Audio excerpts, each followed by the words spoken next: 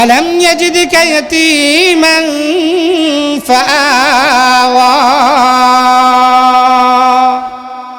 আল্লাহ তাআলা বলেন আলাম ইয়াজিদকা ইয়াতীমান ফাআওয়া, নবী কি নবী আমি কি আপনাকে এতিম পাই নাই, অর্থাৎ এতিম পাই নাই, এরপরে কি আপনাকে আমি আশ্রয়স্থল দান করি নাই?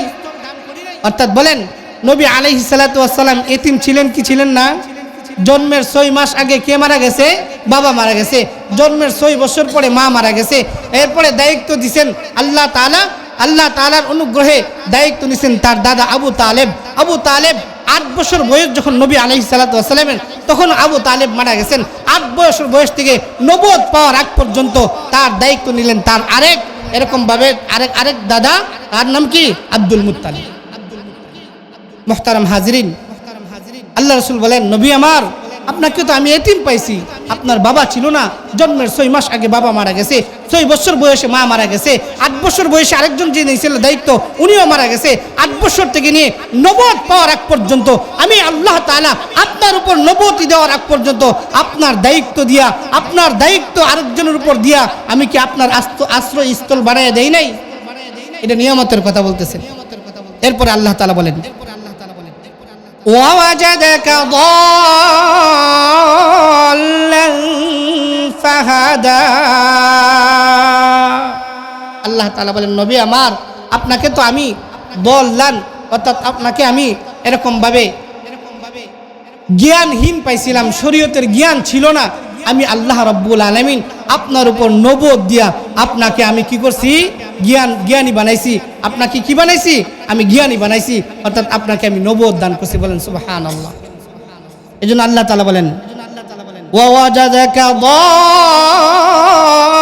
দাল্লান ফাহাদা। আল্লাহ তাআলা বলেন নবী আমার আপনাকে আপনার শরীয়তের জ্ঞান ছিল না, আমি আপনাকে কোরআন নাজিল করে নবুয়তি দিয়ে আপনাকে আমি শরীয়তের জ্ঞান দান করছি। বলেন সুবহানাল্লাহ। আল্লাহ তাআলা আরেকটা নিয়ামতের কথা উল্লেখ করতেছেন ওয়াজাদাকা আইলান ফাগনা। আল্লাহ তাআলা বলেন নবী আমার আপনাকে আমি সম্পদহীন অবস্থায় পেয়েছিলাম, আমি সম্পদহীন অবস্থায় পেয়েছিলাম। প্রাথমিক জীবনে নবীর তেমন কোনো সম্পদ ছিল না, নবী এতিম ছিলেন, অসহায় ছিলেন, সম্পদের অধিকারী ছিলেন না। আল্লাহ তাআলা বলেন এরপরে কি আপনাকে আমি ধনী বানায়া দেয় নাই? মুফাসসিরিনে কেরাম বলেন কিভাবে ধনী বানাইলো? আল্লাহ রাব্বুল আলামিন মুফাসসিরিনে কেরাম আয়াতের তাফসীরে বলেন এরপরে খাদিজা রাদিয়াল্লাহু তাআলা আনহাকে আল্লাহ রাসূল সাল্লাল্লাহু আলাইহি সাল্লামের সাথে বিবাহ দিয়ে আল্লাহ রাব্বুল আলামিন নবীকে ধনী বানায়া দিয়েছেন। আম্মা জান খাদিজা রাদিয়াল্লাহু তাআলা আনহা অনেক ধনাঢ্য মহিলাদের মধ্যে একজন ধনাঢ্য মহিলা ছিলেন।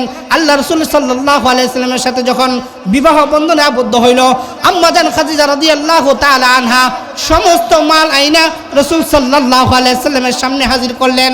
ওগো রাসূল, আজ থেকে আমার সমস্ত সম্পদের মালিক হইল আপনি যা ইচ্ছা সেখানেই যেখানে ইচ্ছা সেখানেই আপনি আজকে থেকে আমার মাল খরচ করতে পারবেন। এই জন্য আল্লাহ তাআলা বলেন ওয়াজাদাকা আইলান ফাগনা। নবী আমার আপনাকে আমি পেয়েছিলাম নিঃস্ব, অর্থাৎ সম্পদহীনতায়, আপনার কোনো সম্পদ ছিল না। এরপরে খাদিজার সাথে আপনাকে বিবাহ দিয়া খাদিজার সমস্ত মালের মালিক বানায় দিয়া আমি আল্লাহ তাআলা আপনাকে ধনী বানায় দিলাম। আল্লাহ তাআলা কি বানাইছেন? নবীরে ধনী বানাইছেন। কার মাধ্যমে? মহিলার মাধ্যমে, অর্থাৎ স্ত্রীর মাধ্যমে। খাদিজা রাদিয়াল্লাহু তাআলা আনহা আরবের যে সমস্ত মহিলারা ধনাঢ্য ছিলেন এর মধ্যে একজন ছিলেন আম্মা জান খাদিজা রাদিয়াল্লাহু তাআলা আনহা। বিবাহ বন্ধনে আবদ্ধ হওয়ার পরে আল্লাহ রাসূল সাল্লাল্লাহু আলাইহি ওয়াসাল্লামের সাথে সমস্ত মাল আল্লাহ রাসূল সাল্লাল্লাহু আলাইহি ওয়াসাল্লামের খেদমতে হাজির কইরা বলেন রাসূল আজকে থেকে সমস্ত মালের মালিক হলো আপনি যেখানে ইচ্ছা আপনি আমার মাল খরচ করতে পারেন। বলেন সুবহানাল্লাহ। এজন্য আল্লাহ তাআলা বলেন নবী আমার আপনাকে আমি নিঃস্ব পেয়েছিলাম, আপনাকে সম্পদ দান করছি, আপনাকে এতিম পেয়েছিলাম, আপনাকে আশ্রয়স্থল দান করছি। আপনি এরকমভাবে শরীয়তের জ্ঞান ছিল না, আমি নবুয়তের মাধ্যমে আপনাকে শরীয়তের জ্ঞান দিয়েছি। এরপরও কি তারা বলবে আমি আল্লাহ আপনাকে ছেড়ে দিয়েছি, আমি আল্লাহ আপনাকে ভুলে গিয়েছি? কর্মচারী আর এক মালিক। মালিক মুসলমান, কর্মচারীও মুসলমান, কিন্তু মালিকে বেশি একটা আল্লাহ তাআলার ইবাদত করে না।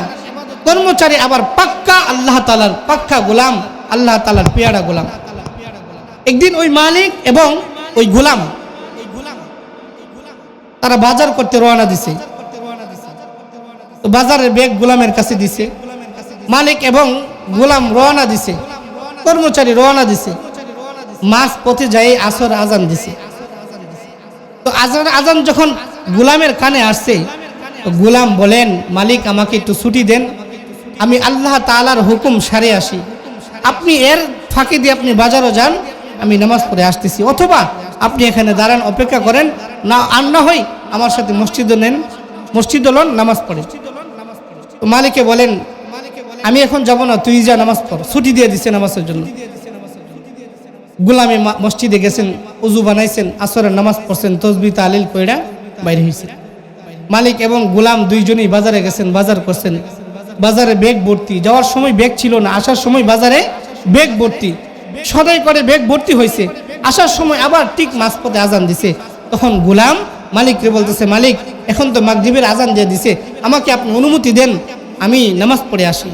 মালিক বলেন, যাওয়ার সময় আসর আজান দিছিল, তোকে আমি অনুমতি দিছিলাম, তখন হাতে ব্যাগ ছিল কিন্তু খালি, আর এখন তো হাতে ব্যাগ আছে, এই ব্যাগ রাখবে কে? তুই গেলে গা, আমি তো ব্যাগ রাখতে পারবো না।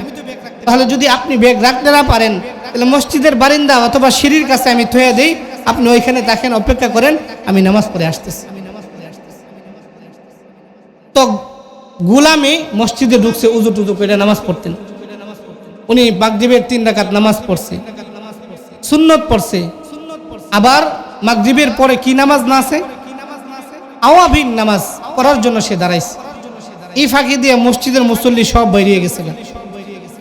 আমাদের মসজিদের এখন সমস্যা হইল, মসজিদে মুসল্লি মোটামুটি হয়, কিন্তু আগের যে মুরব্বীরা নওয়াফেলের উপর যেই জোরদার ছিল, সুন্নত এবং নওয়াফেল খুব বেশি করে আদায় করত, এখন আর তেমনটা এরকম নওয়াফেল ইবাদত করার জন্য কি পাওয়া যায় না, মুসল্লি খুব কম পাওয়া যায়।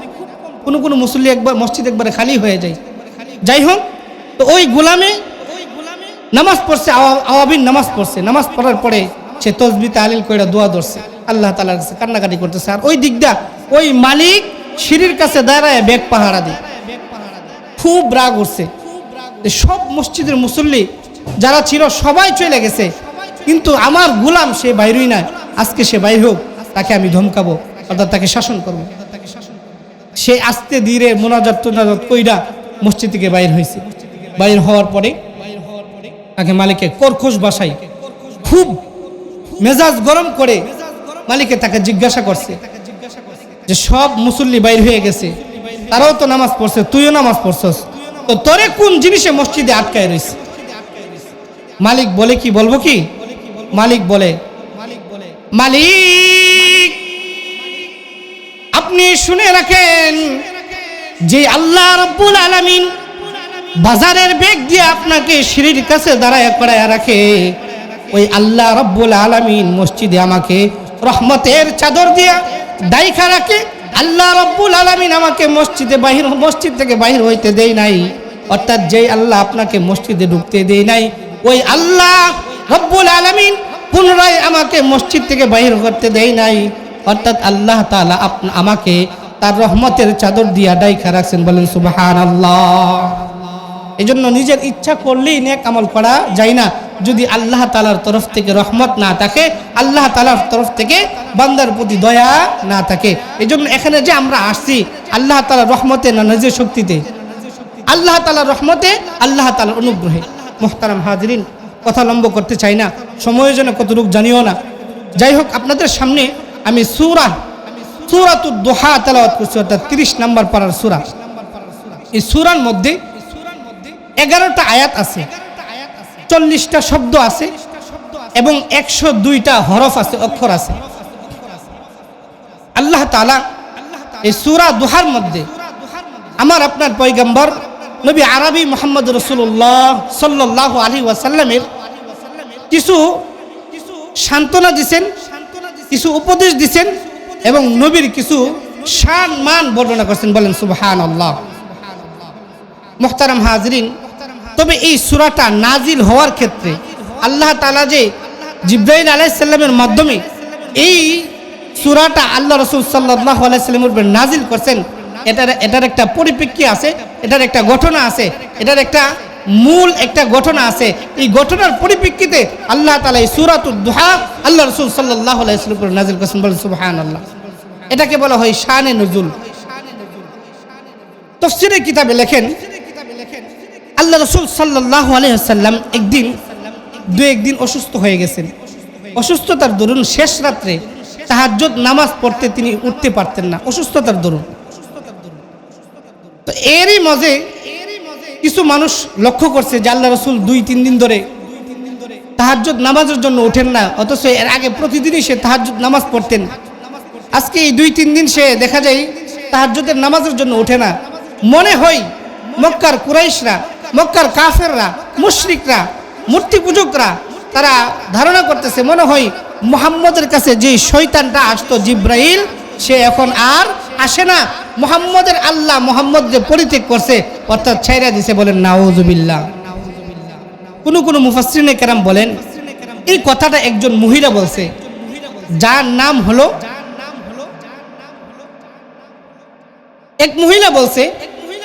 ওই মহিলাও একই উত্তর দিছে, একই মন্তব্য করছে। এটা হইল যে মুহাম্মদের আল্লাহ মুহাম্মদকে ছাইরা দিছে, মুহাম্মদের আল্লাহ মুহাম্মদকে ছাইরা দিছে। জিবরাইল যে শয়তান মুহাম্মদের কাছে আসতো, এটা আর মুহাম্মদের কাছে এখন আসে না। আল্লাহ রাসূল সাল্লাল্লাহু আলাইহি সাল্লাম পয়গম্বর, তার দুস্থ মুহাম্মদ আরবি সাল্লাল্লাহু আলাইহি সাল্লামকে সান্ত্বনা দেওয়ার জন্য আল্লাহ তাআলা এই আমার তেলাওয়াতকৃত সূরা অর্থাৎ সূরাতুদ দুহা আল্লাহ রাসূল সাল্লাল্লাহু আলাইহি সাল্লামের উপর নাজিল করেন। বলেন সুবহানাল্লাহ। নাজিল করতে যায় আল্লাহ রাব্বুল আলামিন 2টা কসম খাইছেন। কয়টা কসম? 2টা। এই 2টা কসমও আল্লাহ রাব্বুল আলামিন খাইছেন এই জন্য, কারণ আমাদের মালিক আল্লাহ রাব্বুল আলামিন তিনার কথা কসম খাইলেও যেরকম, না খাইলেও তেরকম। তারপরেও আল্লাহ তাআলা কসম খাইছেন এই জন্য। মুফাসসিরিনে কেরাম লেখেন, আমাদের মানুষ হিসেবে আমাদের স্বভাব হলো, আমাদের অভ্যাস হলো, কোনো মানুষ যখন কসম দিয়ে কোনো কথা বলে তাহলে এটা মানুষ তাড়াতাড়ি বিশ্বাস করে। বলেন ঠিক কি না? এই জন্য আল্লাহ তাআলা আমাদের এইটাকে বিশ্বাস করানোর জন্য আল্লাহ তাআলাও কসম খাইছেন। এই জন্য আল্লাহ তাআলা বলেন ওয়াদ-দুহা ওয়াল-লাইলি ইযা সাজা। আল্লাহ তাআলা বলেন ওয়াদ-দুহা, অর্থাৎ দিনের কসম। মুফাসসিরিনে কেরাম বলেন এখানে আল্লাহ রাব্বুল আলামিন যেই দিনের, যেই দুহা, যেই দিনের, যেই আলোর কসম আল্লাহ তাআলা খাইছেন, এটা হলো সকালবেলা সূর্য উদয় হওয়ার পরে, সূর্য একটু আলোকিত হইলে যেরকম তামাম দুনিয়া আলোকিত হয়ে যায়। মুফাসসিরিনে কেরাম বলে আল্লাহ তাআলা ওই দুহা অর্থাৎ ওই সময়টার আল্লাহ তাআলা কসম খাইছেন। বলেন সুবহানাল্লাহ।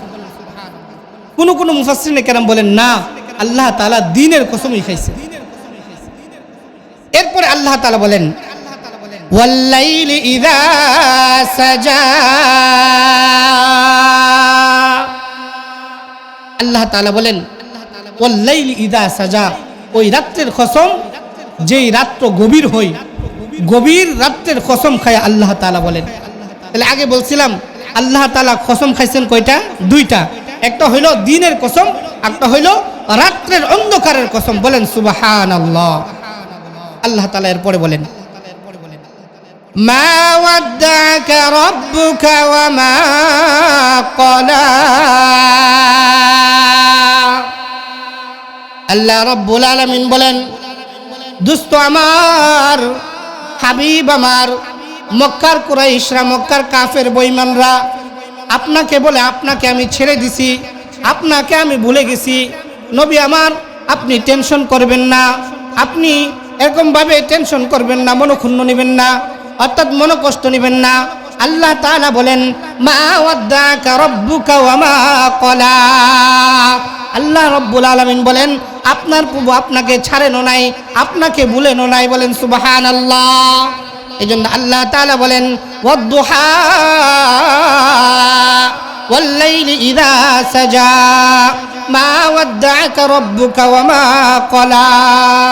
আল্লাহ তাআলা দিনের কসম খায়া বলেন, রাতের কসম খায়া বলেন, মা ওয়াদ্দাআকা রাব্বুকা ওয়া মা ক্বালা। আল্লাহ তাআলা বলেন আপনার প্রভু আপনাকে ছাড়েন নাই, আপনাকে ভুলেন নাই। আল্লাহ তাআলার পয়গম্বর নবী আরবি মুহাম্মদ রাসূলুল্লাহ সাল্লাল্লাহু আলাইহি সাল্লামকে আল্লাহ তাআলা ভুলে যাবেন, এটা তো কখনো হতে পারে না। যারা বলছে আল্লাহ রাসূলকে তার রব ছেড়ে দিয়েছে, তার প্রভু ভুলে গেছে, তার কাছে যে শয়তান নাউজুবিল্লাহ জিবরাইল আলাইহিস সালাম আসতো, সে এখন আর আসে না। আল্লাহ তাআলা তাদের দাঁত ভাঙা জবাব দিয়ে দুইটা কসম খায় আল্লাহ তাআলা বলেন মা ওয়াদ্দাআকা রাব্বুকা ওয়া মা ক্বালা। আপনার প্রভু আপনাকে ছাড়েনও নাই, আপনাকে ভুলেনও নাই। বলেন সুবহানাল্লাহ। মুহতারাম হাজিরিন, আলোচনার শুরুতেই বলছিলাম আল্লাহ তাআলা এই সূরার মধ্যে নবী আরবি আপনার আমার পয়গম্বর নবী মুহাম্মদ রাসূলুল্লাহ সাল্লাল্লাহু আলাইহি সাল্লামকে আল্লাহ তাআলা কিছু সান্ত্বনা দিয়েছেন, কিছু উপদেশ দিয়েছেন এবং কিছু নিয়ামতের কথা আল্লাহ তাআলা উল্লেখ করে দিয়েছেন। বলেন সুবহানাল্লাহ। এটা হলো সান্ত্বনা। মা ওয়াদ্দাআকা রাব্বুকা ওয়া মা ক্বালা। আপনার প্রভু আপনাকে ছাড়েন নাই, আপনাকে ভুলেনও নাই। মক্কার কাফের মুশরিকরা, মক্কার ইহুদিরা, মক্কার মূর্তি পূজকরা আপনাকে বলেন আমি নাকি আপনাকে ছেড়ে দিয়েছি, আপনাকে ভুলে গেছি। না না পয়গম্বর হাবিব, আপনি মনে রাখবেন আপনার প্রভু আপনাকে ভুলেনও নাই, আপনাকে ছাড়েনও নাই। বলেন সুবহানাল্লাহ। আল্লাহ তাআলা এরপরে বলেন ওয়ালাল আখিরাতু খায়রুল লাকা মিনাল উলা। আল্লাহ তাআলা বলেন নবী আপনার জন্য এই পার্থিব জীবন থেকে আখিরাতের জীবন আপনার জন্য সবচেয়ে উত্তম। বলেন সুবহানাল্লাহ। এই জন্য মুমিনের জন্য দুনিয়া এটা কি না, মুমিনের জন্য দুনিয়া এটা কি না চিরস্থায়ী জায়গা না, উত্তম জায়গা না। মুমিনের জন্য উত্তম জায়গা হইল জান্নাত। বলেন সুবহানাল্লাহ। এই জন্য আল্লাহ তাআলা বলেন ওয়াল আখিরাতু খায়রুল লাকা মিনাল উলা। নবী আমার এটা আপনার জন্য দুনিয়া উত্তম জায়গা না, উত্তম জায়গা হইল আখিরাত। বলেন সুবহানাল্লাহ। কিভাবে উত্তম? মুফাসসিরিনে কেরাম বলেন আল্লাহ তাআলা নবী আরবি মুহাম্মদ রাসূলুল্লাহ সাল্লাল্লাহু আলাইহি ওয়াসাল্লামকে আল্লাহ রাব্বুল আলামিন যেই সমস্ত মান, সম্মান এবং ইজ্জত কিয়ামতের ময়দানে আল্লাহ তাআলা তাকে দান করবেন, অন্য কোনো নবী, অন্য কোনো পয়গম্বর, অন্য কোনো রাসূলকে আল্লাহ তাআলা এরকম ইজ্জত এবং সম্মান দান করবেন। বলেন সুবহানাল্লাহ। পয়গম্বর আমার আপনার পয়গম্বর নবী আরবি মুহাম্মদ রাসূলুল্লাহ সাল্লাল্লাহু আলাইহি ওয়াসাল্লাম তিনি হইলেন সর্বসম্মানের অধিকারী আখিরাতে, দুনিয়াতে। বলেন সুবহানাল্লাহ। এজন্য আল্লাহ তাআলা বলেন ওয়ালা সাউফা ইউতিকা রাব্বুকা ফাতারদা। আল্লাহ তাআলা বলেন নবী আমার আপনাকে আমি এই পরিমাণ দান করব, যেই দানের পরে আপনি খুশি হয়ে যাবেন। অচিরেই আপনাকে আমি এই পরিমাণ দান করব, যেই দানের পরে, যেই পাওয়ার পরে আপনি খুশি হয়ে যাবেন। বলেন সুবহানাল্লাহ। সান্ত্বনার বাণী। মুফাসসিরিনে কেরাম বলেন এখানে আল্লাহ তাআলা ওয়ালা সাউফা ইউতিকা রাব্বুকা ফাতারদার দ্বারা উদ্দেশ্য হইল আল্লাহ তাআলা আপনাকে নবী আলাইহিস সালাতু ওয়াস সালামকে আল্লাহ রাব্বুল আলামিন নবুয়ত দান করবেন। সুবহানাল্লাহ। তো আল্লাহ তাআলা নবুয়তের মাধ্যমে নবী আরবি সাল্লাল্লাহু আলাইহি সাল্লামকে নবুয়তের মাধ্যমে সবচাইতে আল্লাহ তাআলা খুশি করছেন। বলেন সুবহানাল্লাহ। আখিরাতে কি দান করবেন? মুফাসসিরিনে কেরাম বলেন যে আখিরাতে সমস্ত পয়গম্বর সহ তামাম জাহানের আদম আলাইহিস সালাম থেকে নিয়ে পৃথিবীর যেই মানুষটা সর্বশেষ দুনিয়াতে আগমন করবেন, সব মানুষ যখন পয়গম্বররা সহ যখন সব মানুষ হাসরের ময়দানে উপস্থিত থাকবেন, হাসরের ময়দানে থাকবেন, সমস্ত মানুষ আল্লাহ তাআলার কাহ্হার রূপ দেখে ভীত সন্তুষ্ট হবে, কাঁপতে থাকবে, সবাই নফসি নফসি করতে থাকবে। শুধু আমার আপনার পয়গম্বর ছাড়া বাকি যত পয়গম্বর আছে সব পয়গম্বর নফসি নফসি করতে থাকবে, নিজের খবর নিতে থাকবে, কোনো উম্মতের খবর থাকবে না, মা বাবার খবর থাকবে না, সন্তান সন্ততির খবর থাকবে না, কোনো মানুষই এই ধ্যান ধারণা থাকবে না। ওই সময় আল্লাহ রাব্বুল আলামিন সমস্ত মাখলুকাতের সুপারিশ করার জন্য আল্লাহ তাআলা নবী আলাইহিস সালাতু ওয়াস সালামকে আল্লাহ রাব্বুল আলামিন ওই মান এবং ইজ্জত দান করেন। বলেন সুবহানাল্লাহ। এরপরে আল্লাহ রাসূল সাল্লাল্লাহু আলাইহি সাল্লামকে আল্লাহ রাব্বুল আলামিন মাকামে মাহমুদ দান করবেন, এক প্রশংসিত স্থান, এক জায়গা আল্লাহ তাআলা নবী আরবি সাল্লাল্লাহু আলাইহি সাল্লামকে দান করবেন। এটা আর অন্য কোনো পয়গম্বরকে দান করবেন না। বলেন সুবহানাল্লাহ। আল্লাহ রাসূল সাল্লাল্লাহু আলাইহি সাল্লাম বলেন, যেহেতু আল্লাহ তাআলা আমাকে অচিরে এমন পরিমাণ দান করবেন, যেই দান করার পরে আমি খুশি হয়ে যাব, আল্লাহ রাসূল বলেন আমি ততক্ষণ পর্যন্ত খুশি হব না যতক্ষণ পর্যন্ত আমার একটা উম্মত জাহান্নামে থাকবে, যতক্ষণ পর্যন্ত আমার শেষ উম্মতটাকে আমি জান্নাতে না পৌঁছাতে পারবো ততক্ষণ পর্যন্ত আমি খুশি হব না। আর এই জন্য আল্লাহ তাআলা বলেন, নবী আমার ওয়ালা সাউফা ইউতিকা রাব্বুকা ফাতারদা, আল্লাহ তাআলা আপনাকে এমন দান করবেন, এমন অচিরে এমন জিনিস দান করবেন, এমন পরিমাণে দান করবেন, যেই দানের পরে আল্লাহ রাব্বুল আলামিন বলেন, যেই দানের পরে আমার পয়গম্বর আপনি খুশি হয়ে যাবেন। বলেন সুবহানাল্লাহ। আল্লাহ রাসূল সাল্লাল্লাহু আলাইহি ওয়াসাল্লাম বলেন, আমি ততক্ষণ পর্যন্ত খুশি হব না, ততক্ষণ পর্যন্ত আনন্দিত হব না যতক্ষণ পর্যন্ত আমার একটা উম্মত জাহান্নামে থাকবে। জাহান্নাম থেকে আমার প্রত্যেকটা উম্মতকে, সর্বশেষ উম্মতকে যখন আমি বাই করতে না পারবো, জান্নাতে তাকে দাখিল না করতে পারবো, আমি নবী আলাইহিস সালাতু ওয়াস সালাম ততক্ষণ পর্যন্ত খুশি হব না। আমার আপনার পয়গম্বর দুনিয়া তো আপনার জন্য আমার জন্য অসংখ্য অবর্ণনীয় কষ্ট সহ্য করছেন, আখিরাতেও আপনাকে আমাকে বলবেন না। বলেন সুবহানাল্লাহ। আমি আর আপনি কি করলাম ভাই? আমি আর আপনি কি করলাম? যখন আমার কিছু ছিল না তখন আল্লাহ আল্লাহ বিল্লাহ ডাকতাম, কিছু সুন্নতের উপর আমল করতাম, আল্লাহ তাআলার কিছু হুকুম আহকাম পালন করতাম। যখন আমার কিছু হয়েছি তো আমি ঘর থেকে বাইর করছি নবীর সুন্নত, আমি ঘর থেকে বাইর করছি আল্লাহ তাআলার হুকুম। বলেন ঠিক কি না? আমরা মুসলমান হিসাবে আমাদের মুসলমানিত্ব রইল কোথায় বলেন ভাই?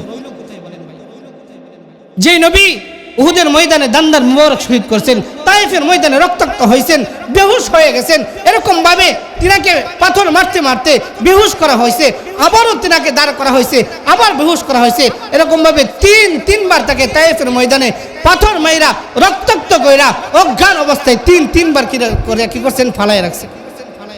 ওই নবী হাসরের ময়দানে আপনাকে আমাকে বলবেন। এই জন্য আল্লাহ রাসূল বলেন, যদি কোনো উম্মত আমার সাথে জান্নাতে থাকতে চাই, হাসরের ময়দানে জান্নাতে আমার সাথে আমার কাছাকাছি থাকতে চাই, সেজন্য আমার সুন্নতকে মুহাব্বত করেন। বলেন সুবহানাল্লাহ। আল্লাহ রাসূল হাদিসের মধ্যে বলেন, মান আহাব্বা সুন্নতি ফামান আহাব্বানি ওয়া মান আহাব্বানি কানা মাই ফিল জান্নাহ। আল্লাহ রাসূল বলেন, কোন উম্মত যদি আমার সাথে জান্নাতে থাকতে চায়, আমার পাশাপাশি জান্নাতে থাকতে চায়, ও সেজন্য আমার মুহাব্বত, আমার সুন্নতের এতাআত করে, আমার সুন্নতকে আঁকড়ে ধরে, তার ব্যক্তিগত জীবন থেকে নিয়ে, পারিবারিক জীবন থেকে নিয়ে, সামাজিক জীবন থেকে নিয়ে সমস্ত সেক্টরে যদি আমার সুন্নতের পায়রাবি করে, আমার সুন্নতের অনুকরণ করে, আল্লাহ রাসূল বলেন কানা মাই ফিল জান্নাহ, ওই উম্মত, ওই গোলাম, ওই আমার উম্মত জান্নাতে আমার পাশে থাকবে। নবীর পাশে থাকতে চাই কি? চাই কি ইনশাআল্লাহ? হাত তুলে দেখেন নবীর পাশে কে কে থাকতে চাই। তাহলে কি করতে হবে ভাই? সুন্নতের উপর আমল করতে হবে। কি করতে হবে? সুন্নতের উপর আমল করতে হবে। সামান্য একটা সুন্নতের কথা বলি, ধরেন আমরা প্রতিদিন 3 বেলা খাই না, এটা তো কন্টিনিউ খানা, এর বাইরেও তো আরো কত কিছু আমরা খাই। আচ্ছা বলেন, বুকে হাত দিয়ে বলতে পারবেন কি প্রত্যেক খানার শুরুতে আমি বিসমিল্লাহ বলি? বলতে পারবেন কি প্রত্যেক খানার শুরুতে যাই খাই, এই খানাটা খাওয়া শুরু করি আমি বিসমিল্লাহ বলে? বলেন। যারা বলেন আলহামদুলিল্লাহ, যারা বলি না, যদি আমরা বিসমিল্লাহ বলে খাই তাহলে আমার খাওয়া হবে, বিসমিল্লাহ বলে যদি নাও খাই তারপর আমার কি হবে? খানা হবে। তবে বিসমিল্লাহ বললে খানার, বিসমিল্লাহ বলে যদি খাই তাহলে আমার এই খানার মধ্যে আল্লাহ তাআলা বারাকা দান করবেন, আল্লাহ তাআলা শয়তানের হাতকে আল্লাহ তাআলা উঠায় নেবেন। আর নবীর একটা সুন্নতের উপর আমল করা হলো। আর আল্লাহ রাসূল বলেন, ফিতনার জমানায় যেই ব্যক্তি ফিতনার জমানায় আমার একটা সুন্নতের উপর আমল করবে, আল্লাহ রাসূল বলেন ওই উম্মতকে আল্লাহ রাব্বুল আলামিন 100 গলা কাটা শহীদের সওয়াব দান করেন। বলেন সুবহানাল্লাহ। 100 গলা কাটা শহীদের সওয়াব আল্লাহ তাআলা দান করবেন। এজন্য আল্লাহ রাসূল বলেন, মান আহাব্বা সুন্নতি ফামান আহাব্বানি ওয়া মান আহাব্বানি কানা মাই ফিল জান্নাহ। আল্লাহ রাসূল বলেন, যদি কোনো উম্মত চায় আমি নবীকে ভালোবাসতে, নবী আমার আমি নবীর সাথে জান্নাতে থাকতে সে যেন আমার সুন্নতের উপর আমল করে, আমার সুন্নতকে আঁকড়ে ধরে ব্যক্তিগত জীবন থেকে নিয়ে, পারিবারিক জীবন থেকে নিয়ে, সামাজিক জীবন থেকে নিয়ে সর্বসেক্টরে যদি আমি পয়গম্বরের সুন্নতের উপর আমল করতে পারে, আল্লাহ রাসূল বলেন মান আহাব্বা সুন্নতি ফামান আহাব্বানি, সে যেন আমি নবীকে মহব্বত করলো, আমি নবীকে ভালোবাসলো, আর আমি নবীকে যদি কেহ ভালোবাসে কানা মাই ফিল জান্নাহ। আল্লাহ রাসূল সাল্লাল্লাহু আলাইহি সাল্লাম বলেন কিয়ামতের ময়দানে জান্নাতে ওই উম্মত আমার পাশে থাকবে। জান্নাতে থাকতে চাই তো ভাই, এজন্য আল্লাহ রাসূল বলেন, আল্লাহ তাআলা বলেন ওয়ালা সাউফা ইউতিকা রাব্বুকা ফাতারদা। আল্লাহ তাআলা বলেন নবী আমার, আপনাকে আমি এই পরিমাণ দান করব, এই পরিমাণ আপনাকে আমি দান করব, এই পরিমাণ দান করব, যেই দান পরে আপনি অচিরেই খুশি হয়ে যাবেন। বলেন সুবহানাল্লাহ। আল্লাহ তাআলা এরপর আয়াতে বলেন আলাম ইয়াজিদিকা ইয়াতীমান ফাআওয়া। আল্লাহ তাআলা বলেন, শুরুতে বলছিলাম যে কয়েকটা সান্ত্বনা আল্লাহ তাআলা দিয়েছেন, আর কয়েকটা নিয়ামতের কথা আল্লাহ তাআলা উল্লেখ করছেন, এবং নবীর কয়েকটা শান আল্লাহ তাআলা উল্লেখ করছেন। বলেন সুবহানাল্লাহ। এই এখন থেকে যেই কয়টা আয়াত পড়ব, এই তিনটা আয়াতের মধ্যে আল্লাহ তাআলা নবীর কিছু নিয়ামতের কথা আল্লাহ তাআলা বলতেছেন। আল্লাহ তাআলা বলেন আলাম ইয়াজিদিকা ইয়াতীমান ফাআওয়া।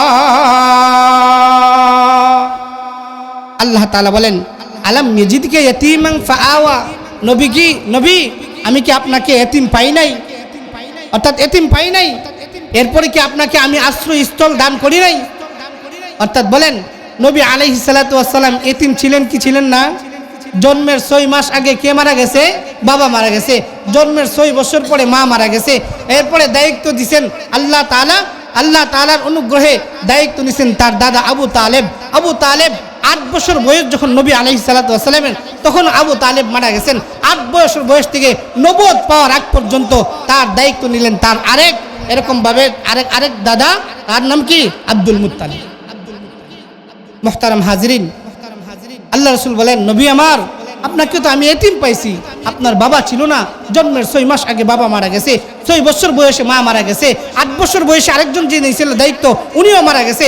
8 বছর থেকে নিয়ে নবুয়ত পাওয়ার আগ পর্যন্ত আমি আল্লাহ তাআলা আপনার উপর নবুয়তি দেওয়ার আগ পর্যন্ত আপনার দায়িত্ব আরেকজনের উপর দিয়া আমি কি আপনার আশ্রয়স্থল বানায় দেই নাই?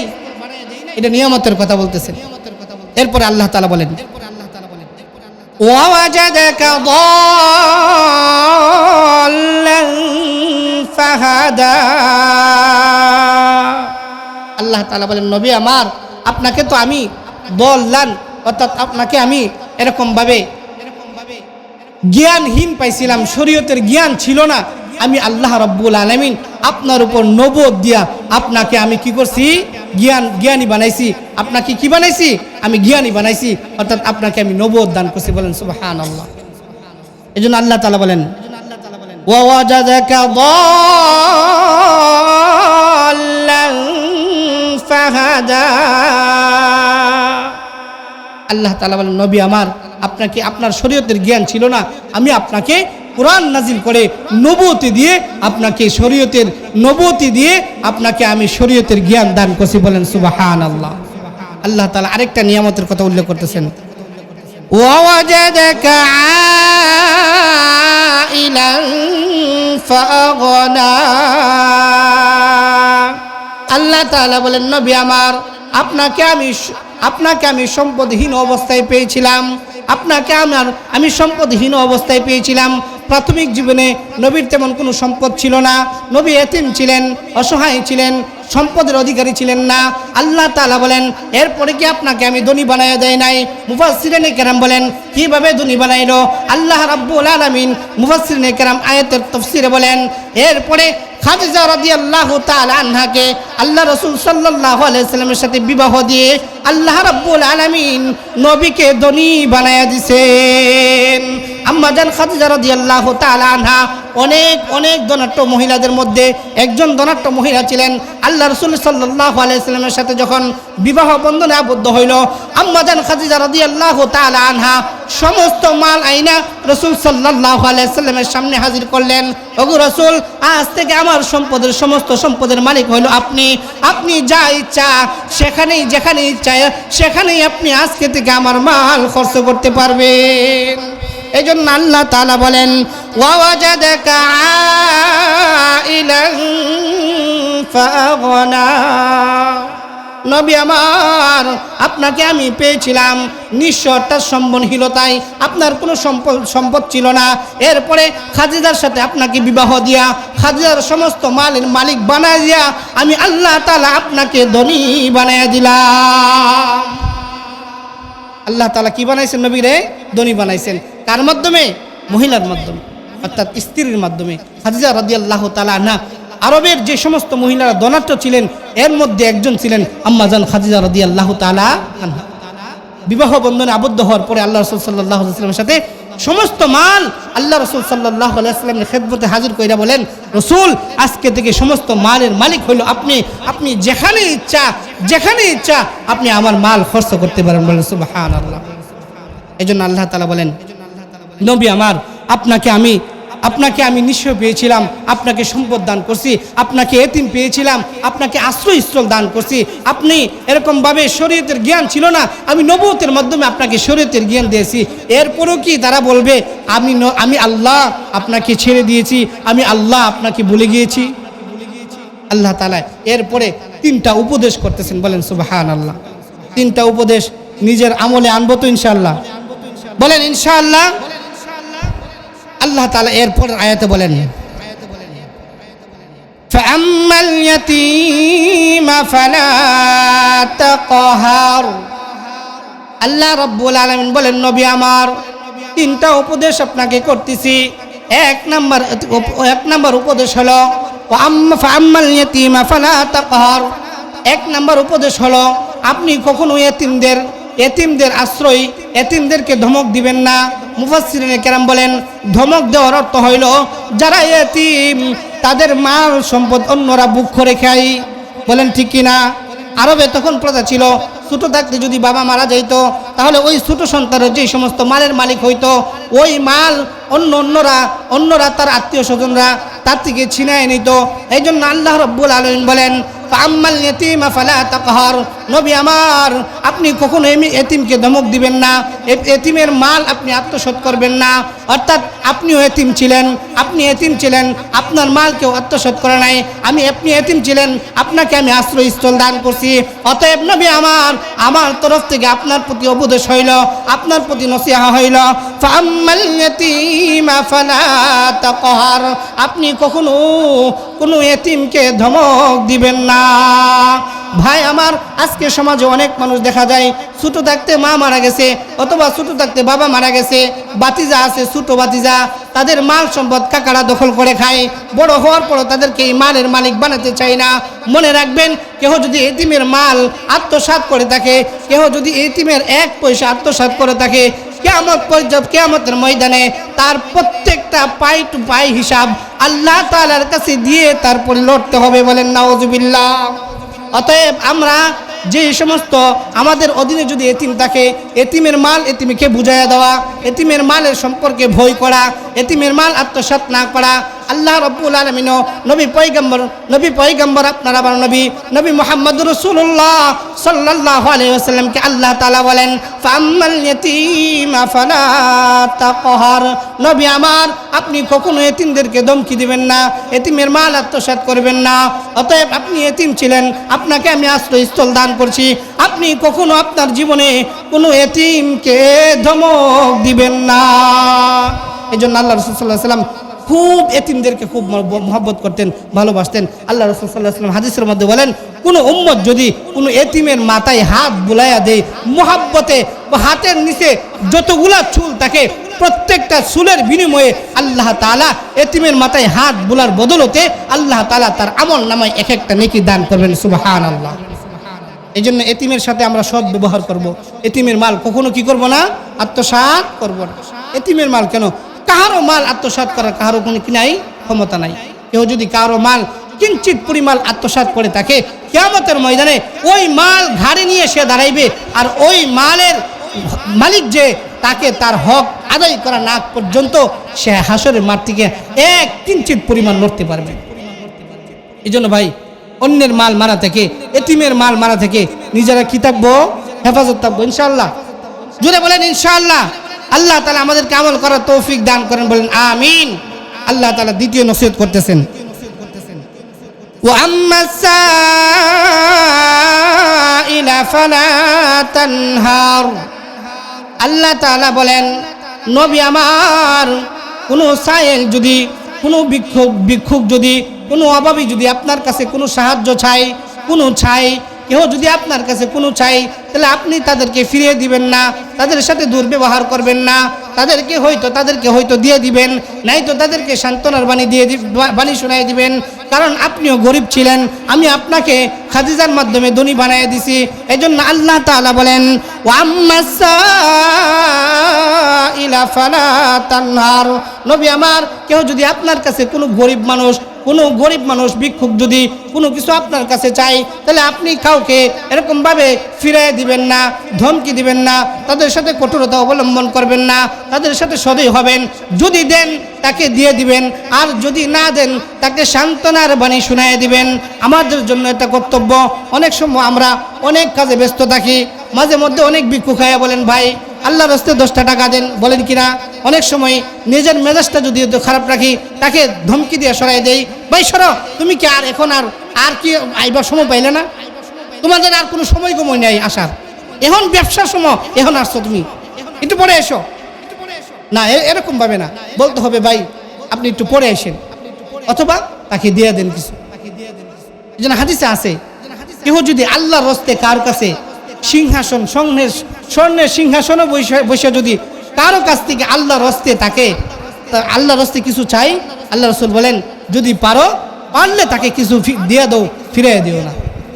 এই জন্য আমরা অনেক সময় বাজার ঘাটে থাকি, মার্কেটে থাকি, অনেক ভিক্ষুক আমাদের কাছে সাইল করে, অনেক কিছু চাই, কিন্তু আমরা অনেক সময় তাকে ধমকি দেই না। কখনো কি করা যাবে না, ধমকি দেওয়া যাবে না।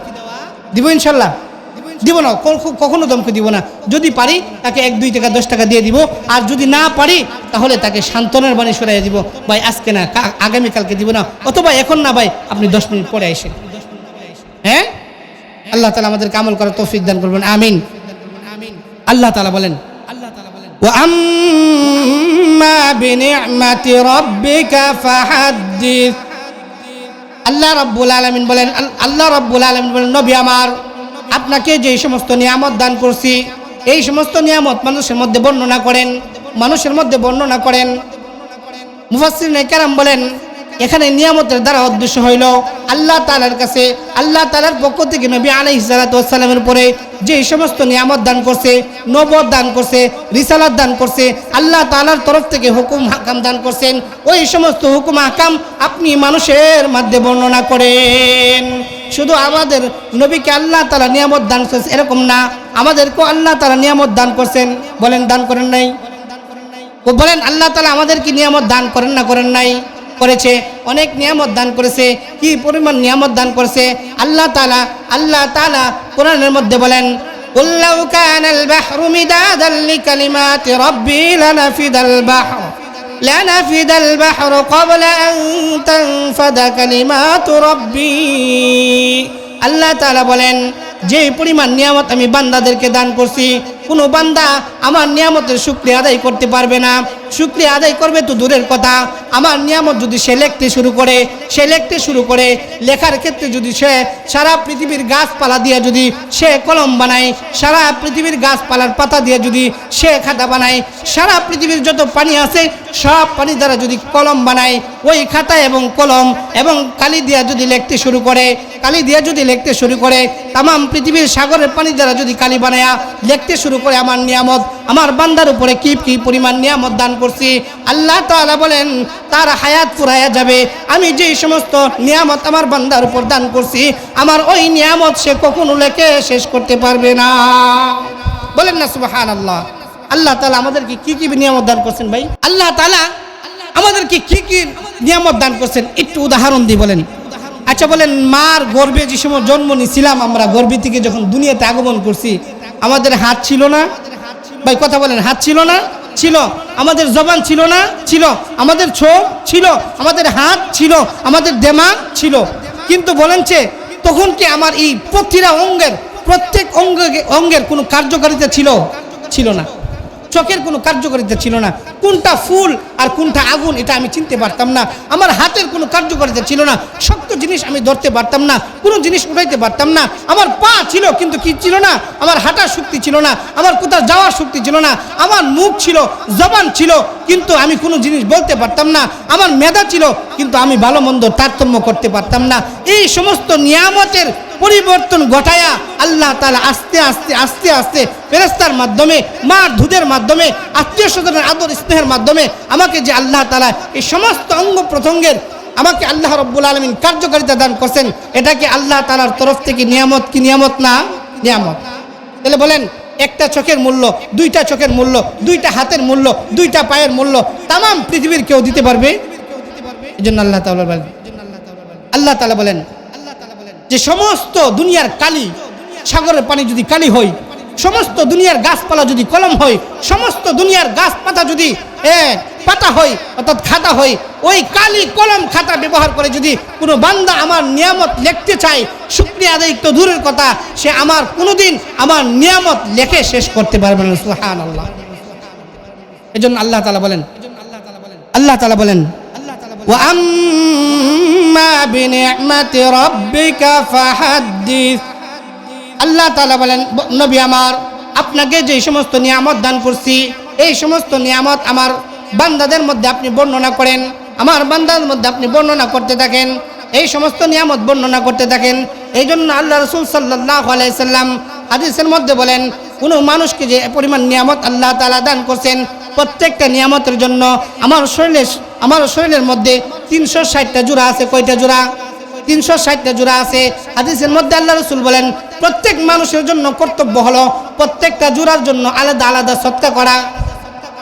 আল্লাহ রাসূল সাল্লাল্লাহু আলাইহি সাল্লাম হাদিস বর্ণনা করতেছিলেন, সাহাবায়ে কেরাম বলেন, ওগো নবী, আমাদের মধ্যে কে এমন সামর্থ্যবান আছে যে প্রতিদিনই তার 360 জোড়ার জন্য আলাদা আলাদা সদকা করতে পারবে? এরকম তো কেউ নাই। আল্লাহ রাসূল বলেন, বান্দা তুমি গোলাম অথবা উম্মত, তুমি যদি ভালো কাজ করো, কোনো নেক কাজ করো, এটাও তোমার একটা অঙ্গের সদকা হয়ে যাবে। বলেন সুবহানাল্লাহ।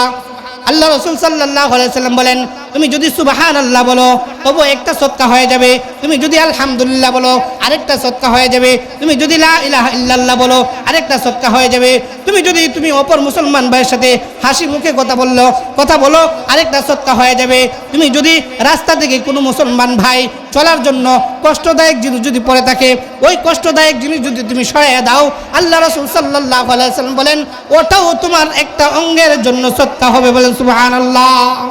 আরো জোরে বলেন সুবহানাল্লাহ। মুহতারাম হাজিরিন, এজন্য আল্লাহ তাআলা বলেন, নবী আমার, ওয়া আম্মা বিনি'মাতি রাব্বিকা ফাহাদ্দিস, যে সমস্ত নিয়ামত আমি দান করছি, ওই সমস্ত নিয়ামত আপনি বর্ণনা করতে থাকুন। আল্লাহ তাআলা কি পরিমাণ নিয়ামত আমাদেরকে দান করছে। এজন্য আল্লাহ তাআলা অন্য আয়াতে বলেন, লা ইন শাকারতুম লাযীদান্নাকুম ওয়া লা ইন কাফারতুম ইন্না আযাবি লাশাদীদ। আল্লাহ তাআলা বলেন, বান্দা আমার, যে সমস্ত নিয়ামত তোমাদেরকে দান করছি, এই সমস্ত নিয়ামত যদি আমাকে এই সমস্ত নিয়ামতের শুকরিয়া আদায় যদি তুমি করো, তাহলে আমি তোমাকে নিয়ামতের শুকরিয়া আদায় করার কারণে আমি তোমাকে নিয়ামতগুলা বাড়াইয়া দিব। নিয়ামতের শুকরিয়া আদায় করব কিভাবে? ভাই, আল্লাহ তাআলার প্রত্যেকটা নিয়ামতের বিনিময়ে আল্লাহ তাআলা আমাদের পক্ষ থেকে ইবাদত পাও না। এজন্য আল্লাহ তাআলার গোলামি ছাড়া আল্লাহ তাআলার তরফ থেকে নিয়ামতের শুকরিয়া আদায় হবে না। যদি বলে আমি শুকরিয়া আদায় করছি, কখনো শুকরিয়া আদায় হবে না। আল্লাহ তাআলার গোলামির মাধ্যমে মালিকের শুকরিয়া আদায় করতে হবে। এই জন্য আল্লাহ তাআলা বলেন, যে সমস্ত নিয়ামত আমি বান্দাদেরকে দান করছি, বান্দারা যদি ইবাদতের মাধ্যমে এই সমস্ত নিয়ামতের শুকরিয়া আদায় করে, লাযীদান্নাকুম, অবশ্যই আমি তাদেরকে নিয়ামত আরো বাড়াইয়া দেব। বলবেন সুবহানাল্লাহ। আর জোরে বলেন সুবহানাল্লাহ। আল্লাহ রাসূল আল্লাহ তাআলা বলেন ওয়ালা ইন কাফারতুম ইন্না আযাবি লাশাদীদ। আল্লাহ তাআলা বলেন যদি বান্দা আমার নিয়ামতের শুকরিয়া আদায় না করে, আমার নিয়ামতের শুকরিয়া আদায় যদি না করে, আমার গোলামি যদি না করে, তাহলে কিয়ামতের ময়দানে তাকে কঠিন শাস্তি পেতে হবে। কঠিন শাস্তি দিব কোথায় আল্লাহ তাআলা? জাহান্নামে। ভাই কোথায়? জাহান্নামে। আমরা কি জাহান্নামে যেতে চাই না জান্নাতে যেতে চাই? জান্নাতে যেতে চাই। জান্নাতে যেতে চাইলে আমাদেরকে নেক আমল করতে হবে, আল্লাহ তাআলা শুকরিয়া আদায় করতে হবে। আর আল্লাহ তাআলা শুকরিয়া কিভাবে আদায় করব? আল্লাহ তাআলার প্রত্যেকটা নিয়ামতের শুকরিয়া আদায় করব তার ইবাদতের মাধ্যমে। জান্নাতে আমরা যেতে চাইনি, কে কে যেতে চান হাত তোলেন? জান্নাতে কে যেতে চান? দুই হাত তোলেন ভাই, দুই হাত তোলেন। নারা দেন, নারা দেন, নারা দেন, বলেন নারা দেন, নারা দেন, বলেন সুবহানাল্লাহ, আলহামদুলিল্লাহ, লা ইলাহা ইল্লাল্লাহ, আল্লাহু আকবার। আরো জোরে বলেন আল্লাহু আকবার। ভাই আল্লাহ রাব্বুল আলামিন যে সমস্ত নিয়ামত দান করছে, আরো কত কিছু নিয়ামত দান করছে। আল্লাহ তাআলা বলেন যে নিয়ামত আমাকে দান করছে, আমাকে টুট দিছে কথা বলার জন্য, আমাকে চোখ দিছে কথা বলার জন্য। যার চোখ নাই সে বুঝে ওই নিয়ামতের কি কদর। কথা বলেন ঠিক কিনা? আল্লাহ তাআলা বলেন আলাম নাজআল লাহু আইনাইন। আল্লাহ তাআলা বলেন আমি কি তোমাকে চক্ষু দান করে নাই? দেখার জন্য চক্ষু দান করে নাই? তুমি তো দেখার জন্য দেখতে যায় ভালো মন্দ পার্থক্য করতে পারতো, সব কিছু কোনটা সুন্দর আর কোনটা বেসুন্দর, কোনটা বেশ্রী আর কোনটা সুন্দর, সব কিছু তুমি আমার নিয়ামত চক্ষু দ্বারা তুমি দেখে দেখে তারতম্য করতে পারতা। আল্লাহ তাআলা বলেন ওয়ালিসানাও ওয়া শাফাতাইন। আল্লাহ তাআলা বলেন আমি তোমাদেরকে কথা বলার জন্য ঠোঁট দিছি। বলেন কি দিছে? টুট দিছে, জবান দিছে। আল্লাহ তাআলা কথা বলার জন্য, আল্লাহ তাআলা কথা বলার জন্য টুট দিছেন, জবান দিছেন, জিহ্বা দিছেন। যদি আমাকে কথা বলার বাক শক্তি না থাকতো, অনেক মানুষ আপনার মতো আমার মতো আছে, কিন্তু তার টুট আছে, তার জিহ্বাও আছে, জবানও আছে, কিন্তু কথা বলার শক্তি নাই। তাকে যদি বলা হয় ভাই তামাম পৃথিবীর মালিক যদি তুমি হয়ে যাও, তামাম পৃথিবীর সম্পদের মালিক যদি তুমি হয়ে যাও, এর বিনিময়ে তুমি কি চাইবা? ওই লোক নির্দ্বিধায় বলবে আল্লাহ তাআলার কাছে। অথবা কোনো মানুষ যদি এরকম চাই যে আমার জবানটা ফিরে দিবে, কথা বলার বাক শক্তি দান করবে, সমস্ত সম্পদ যদি আমি তাকে দিয়ে দিই, তারপরে যদি কেউ বলে আমার জবান ফিরে দিবে, ওই ব্যক্তি নির্দ্বিধায় বলবে আমি সমস্ত সম্পদের বিনিময় হইল আমি জবান ফিরে পেতে চাই। কথা বলেন ঠিক কিনা? এই জন্য আল্লাহ তাআলা যেই পরিমাণ নিয়ামত দান করছে, এই নিয়ামতের শুকরিয়া আদায় করলে আল্লাহ তাআলা নিয়ামত বাড়ায় দিব। আর যদি শুকরিয়া আদায় না করি তো আল্লাহ তাআলা আপনাকে আমার থেকে নিয়ামত গুলাই ছিনায় নিব। কিয়ামতের ময়দানে আপনাকে আমাকে জাহান্নামের আগুনে নিক্ষেপ করবে। জাহান্নামের আগুন কি ভয়াবহ, কি ভয়াবহতা থাকবে। এই জন্য জাহান্নাম থেকে আমরা বাঁচতে চাই তো ইনশাআল্লাহ। জান্নাতে কে কে যেতে চান? হাত তোলেন। জান্নাতে যেতে চাই। আল্লাহ তাআলা আমাদেরকে জান্নাত হিসেবে কবুল করুন, বলেন আমিন। আরো জোরে বলেন আমিন। ভাই জান্নাতে কি পরিমাণ নিয়ামত আল্লাহ তাআলা রাখছেন, বলেন কি পরিমাণ নিয়ামত রাখছেন আল্লাহ তাআলা কোরআনে বলেন ইন্নাল্লাযীনা আমানু ওয়া আমিলুস সালিহাত কানাত লাহুম জান্নাতুল ফিরদাউসি নুজুলা। আল্লাহ তাআলা বলেন যেই জান্নাত আমি বান্দাদেরকে দান করব, আমি আমার কোনো বান্দাদেরকে পছন্দ করে যদি জান্নাত দান করি, একদিনের জন্য জান্নাত দান করব না, এক সপ্তাহের জন্য জান্নাত দান করব না, এক মাসের জন্য জান্নাত দান করব না, এক বছরের জন্য জান্নাত দান করব না। যদি ঈমান আনার সাথে সাথে কোনো বান্দা যদি নেক কাজ করতে পারে, ও নেক কাজ করার সাথে সাথে ঈমানের সাথে সাথে যদি নেক কাজ করে, আল্লাহ তাআলা বলেন জান্নাত দান করব। এটা এক বছরের জন্য না, এক যুগের জন্য না, 100 বছরের জন্য না, 1000 বছরের জন্য না। আল্লাহ তাআলা বলেন ওই বান্দাকে আমি জান্নাত দান করব চিরস্থায়ী। বলেন সুবহানাল্লাহ। এই জন্য জান্নাতে যেতে চাই। ও জান্নাতে যেতে চাইলে তো আমরা যারা বুড়া মানুষ আছি, যারা যুবক আছি, যারা বুড়া মানুষ আছি, অর্থাৎ যারা বৃদ্ধা আছি, আমরা তো জান্নাতে যাইতে পারবো না। আল্লাহ রাসূল সাল্লাল্লাহু আলাইহি সাল্লাম যখন এই হাদিস বর্ণনা করতেছিলেন যে বুড়া মানুষ জান্নাতে যাইবে না, এক মহিলা ছিলেন, কথাটা শুনছেন, তিনি খুব কান্নাকাটি আরম্ভ করে দিলেন। বলেন কান্দেন কেন? আল্লাহ রাসূল বলেন আপনি তো বলছেন যে জান্নাতে বুড়া মানুষ যাইবে না, আমি তো বুড়া, আমি তো জান্নাতে যাইতে পারবো না, এই জন্য আমি কি করি? কাঁদতেছি। আল্লাহ রাসূল সাল্লাল্লাহু আলাইহি সাল্লাম ওই মহিলাকে ডাক দিয়ে বলেন, মা, আল্লাহ রাব্বুল আলামিন যখন কোনো মানুষকে জান্নাত দান করবেন, কোনো বান্দাকে যখন জান্নাত দান করবেন, ওই বান্দা বুড়া থাকবে না, ওই বান্দা বুড়ি থাকবে না, ওই বান্দা তার হাত নাই, মুখ নাই, চোখ একটা খানা, 22 আঙ্গুল 23 আঙ্গুল এরকম থাকবে না। আল্লাহ তাআলা বলেন নিখুঁতভাবে আমি তাকে জান্নাত দান করব। হাদিসের মধ্যে আছেন আল্লাহ রাব্বুল আলামিন যখন কোনো বান্দাকে জান্নাত দান করবেন, কোনো বান্দাকে জান্নাত দান করবেন, জান্নাত দান করার পরে জান্নাতের গেটের কাছে অর্থাৎ জান্নাতে ঢোকার আগে একটা নহর আছে, একটা পানির নহর আছে। এই পানির মধ্যে প্রত্যেকটা জান্নাতি ব্যক্তিকে গোসল করাইবেন, বলেন সুবহানাল্লাহ। গোসল করানোর সাথে সাথে তার মধ্যে 4টা পরিবর্তন আসবে। কয়টা পরিবর্তন? 4টা। 1 নম্বরের পরিবর্তন হইল আল্লাহ রাব্বুল আলামিন আপনাকে আমাকে আদম আলাইহিস সালাতু ওয়াস সালামের মতো দেহ দান করবেন, সুবহানাল্লাহ।